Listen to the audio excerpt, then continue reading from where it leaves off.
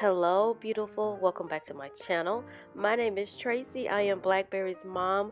Please forgive my nasally voice, but I made this really great meaty vegan chili the other day that I really wanted to share with you. Now that the fall season is here, it's getting a little bit cooler, and I use these beefless ground crumbles from Trader Joe's to make a great meaty chili.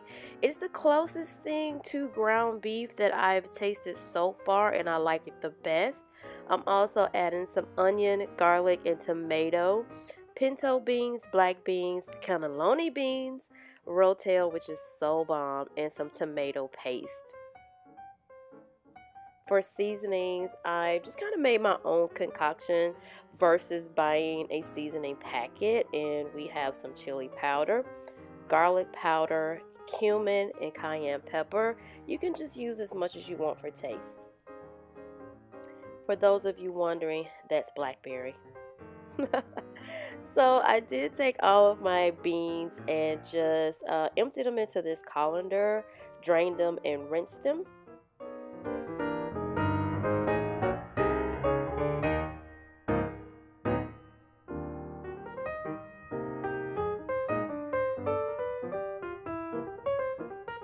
Added just a tiny bit of olive oil to a pan and began to saute the onion. Then I added in the garlic and the rest of the seasonings.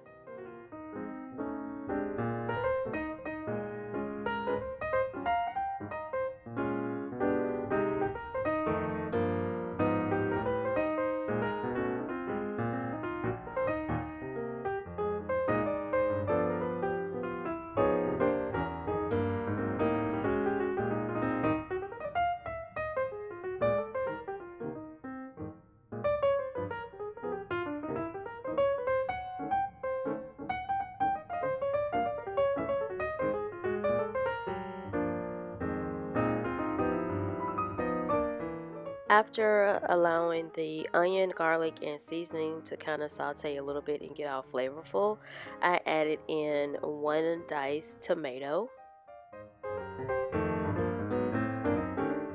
and the tomato paste and the rotel.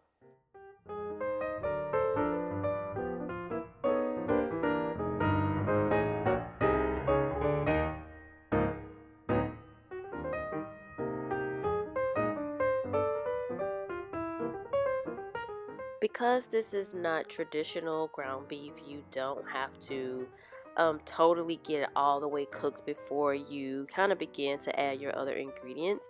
But this one was just a little bit frozen. I didn't have it sitting out long enough beforehand, so it was a little bit frozen. So I just kind of allowed it to thaw out and kept stirring it and breaking it up in crumbles. And this particular crumble at Trader Joe's does have soy in it, so I did want to let you know that. But like I said, it's the closest thing to real ground beef that I've ever tasted.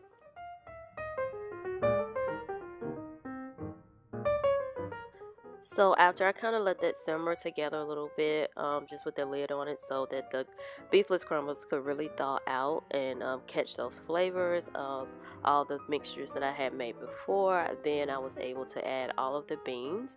Now I would say that pinto beans are my favorite, but I really should have just only added 1 can of pinto beans. But in hindsight, I'm kind of glad I did because this really stretched out for such a long time. I was able to put some in the refrigerator and have it the following week. Put some in the freezer and have it the following week. So this really worked well, you guys. After letting everything kind of cook and simmer for about 45 minutes, I tasted it and it was just a little something missing. So I added in this chili lime seasoning from Trader Joe's. If you don't have a Trader Joe's in your area, this is the same seasoning as tahini, and I'll put the spelling of it up on the screen. And I know they sell tahini at Mexican stores and also Kroger and like your typical grocery stores in the Mexican food aisle. So it's a really good little seasoning to put on your fruit, veggies, and chilies.